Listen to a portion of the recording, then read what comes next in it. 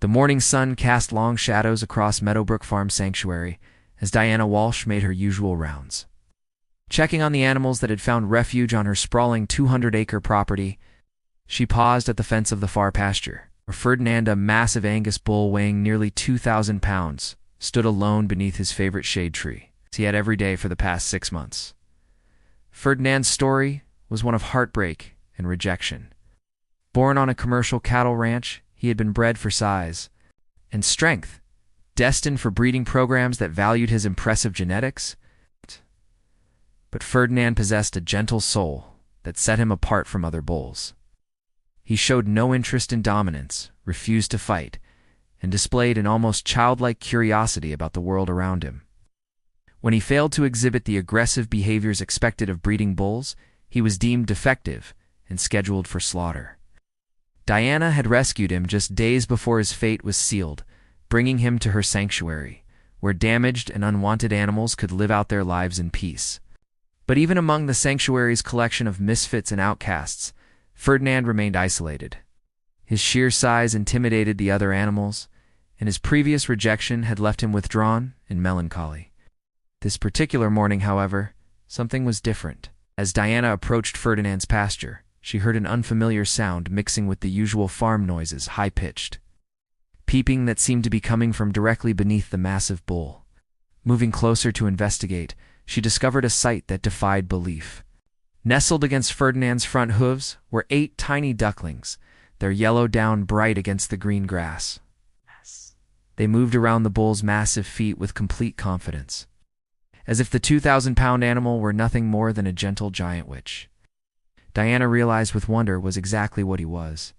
The ducklings belonged to Duchess, a rescued Pekin duck, who had been brought to the sanctuary the previous week after being found abandoned in a city park. Stressed from her ordeal and struggling to adapt to her new environment, Duchess had abandoned her nest 2 days ago, leaving her 8 babies without maternal care. Diana had been hand-feeding the orphan ducklings every few hours, keeping them in a brooder in the barn.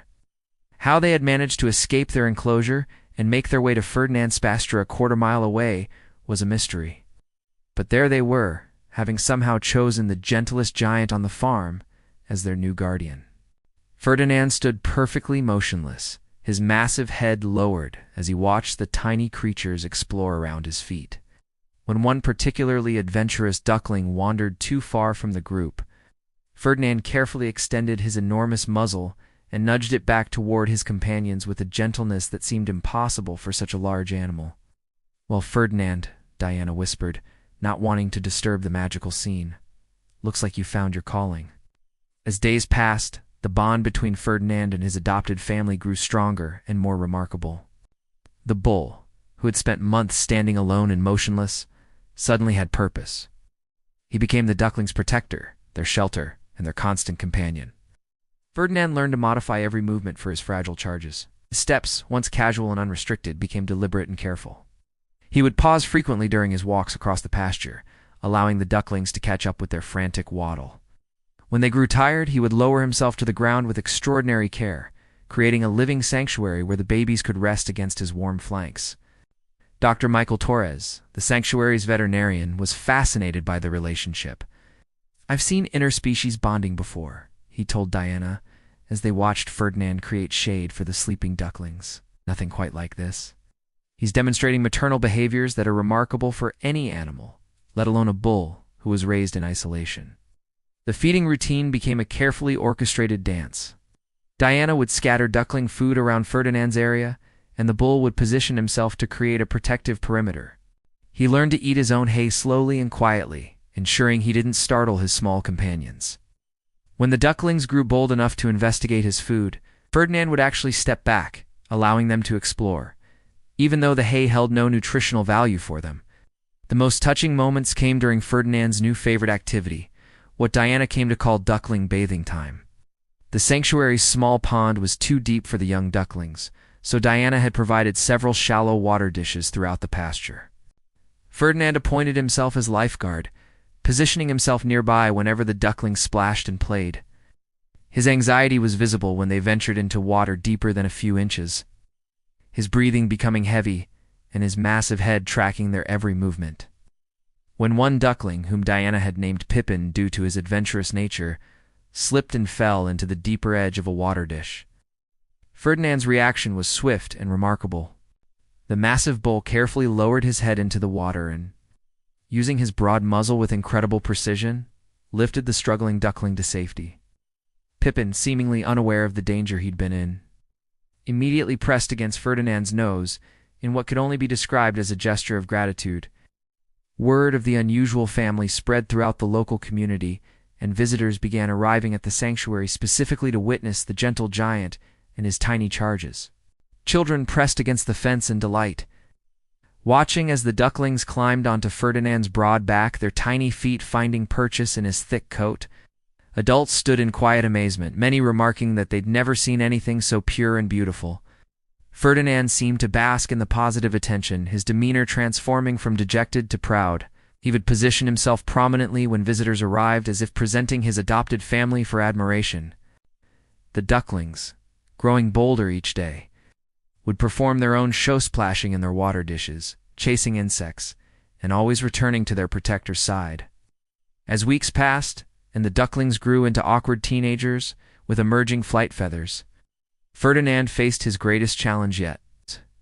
The day Daisy, the smallest of the group, achieved her first real flight. Ferdinand's distress was evident. He followed her circling pattern with his massive head, his breathing heavy with anxiety, until she landed safely beside him. When she immediately pressed against his leg in their familiar greeting, Ferdinand's relieved snort could be heard across the pasture. The local newspaper featured their story, dubbing Ferdinand the gentlest giant, and donations began pouring into the sanctuary from people touched by their tale. But for Diana, watching Ferdinand carefully groom a duckling's feathers with his massive tongue or position himself to block cold winds, the story represented something much deeper. It was proof that rejection and past trauma do undefine an animal's worth or capacity for love. Ferdinand, deemed defective by those who valued only aggression and dominance, had found his true calling in the patient, devoted care of creatures who needed him completely. The sanctuary's other animals began to take notice of Ferdinand's transformation. Goats who had previously avoided his pasture now grazed nearby, seemingly understanding that the massive bull posed no threat. Even the sanctuary's chickens began venturing closer, perhaps recognizing a kindred spirit in protective care. As autumn painted the farm in brilliant colors, the ducklings, now fully grown, had learned to fly confidently, but always returned to Ferdinand each evening. They had become permanent residents of the sanctuary, their bond with their protector unbreakable. Diana often found them arranged around Ferdinand's resting spot like living ornaments, some tucked against his sides, others perched on his broad back, all safe in the knowledge that their gentle giant would keep them protected through the night. One evening, as Diana watched the peaceful scene from her porch, Ferdinand lifted his massive head and looked directly at her. In his dark eyes, she saw something that hadn't been there when he first arrived: contentment, purpose, and peace. The bull, who had been rejected for his gentleness, had found a family that cherished that very quality. Local veterinary students began visiting the sanctuary to study the remarkable relationship, documenting behaviors that challenged everything they thought they knew about bovine psychology. Ferdinand became a teaching example of how emotional intelligence and nurturing instincts can manifest in the most unexpected animals. The ducklings, now confident flyers and skilled foragers, maintained their evening ritual of gathering around Ferdinand. They had learned independence, but chose dependence on love. Their adoptive father had given them more than protection and warmth. He had given them the security to grow into confident, healthy birds who knew they were cherished. Ferdinand's story became a beacon of hope for the sanctuary, attracting visitors from across the country who came to witness the power of gentleness over aggression, of love over rejection. Children who had experienced bullying found comfort in Ferdinand's story, understanding that being different, being gentle, wasn't a flaw but a gift. As winter approached and the ducklings grew thick, waterproof feathers, their bond with Ferdinand only deepened. They taught him that his gentle nature wasn't a weakness, but his greatest strength. In return, he had given them something precious, proof that sometimes the biggest hearts come in the most unexpected packages. And that family isn't defined by species or genetics, but by the simple choice to love and protect those who need us most. Their friendship had indeed melted hearts across the community, but more importantly, it had healed. 2 damaged souls, a rejected bull who found purpose in gentleness, and 8 orphaned ducklings who discovered that the safest place in the world was in the shadow of someone who understood what it meant to be different and who chose to see that difference as something beautiful.